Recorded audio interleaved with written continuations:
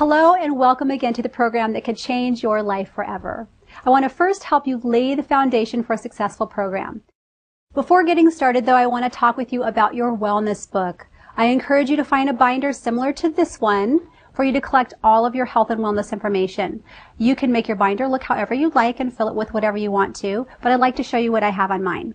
First, you'll notice the cover. There's a picture of the food pyramid. It's not the USDA food pyramid, it's better, and I'll be discussing that in a few minutes. On the top of my book, I put Gina's Health Book, as not to confuse it with someone else's. You may want to doodle on yours, make a vision board, or something else. Now inside I have information about me and my health separated by tabs. Now I've written on mine what's applicable to me, and you can do the same.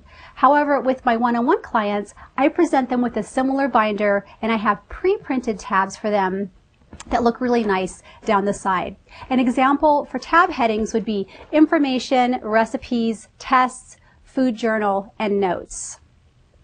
Now in front of the tabs, as your first page, you should have your goal action plan, which we will work on shortly.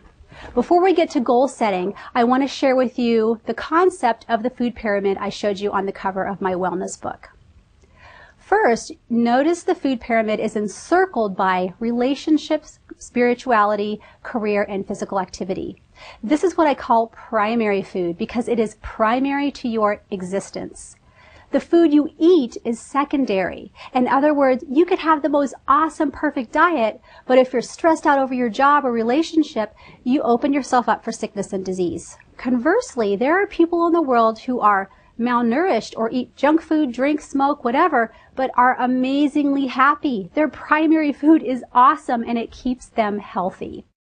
So primary food is of the utmost importance. And even though we'll be working a lot on secondary food, which is what you eat, I invite you to be in tune with what is going on in your life. Now look at the blue area surrounding the pyramid. It says water. We'll actually be discussing water in Module 1, so I won't get into details on that other than to tell you it's very important. Now let's discuss the pyramid itself. There are several things I want to point out here. First, you may be wondering where the dairy is. Yes, I know we've all been told to drink our milk. However, there is no nutritional necessity for the cow's milk we buy in the stores.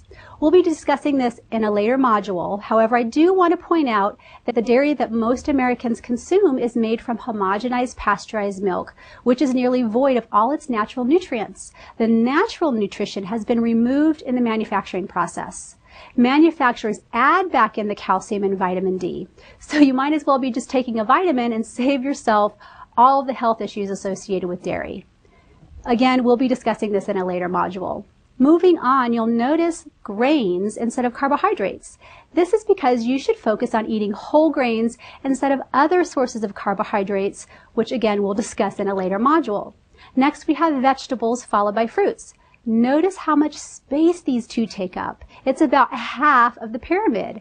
It tells you that this should be the biggest portion on your plate and not the protein and carbohydrates. Again, we'll be discussing that later too. Then you see oils, which is short for healthy fats, which we will also be discussing in a later module. Healthy fats, by the way, are even more important than nutrients. I can't wait to share that information with you. Finally, you'll see protein, which other than oils is the smallest portion of the pyramid. Again, we'll be getting into detail on all of these concepts throughout the modules.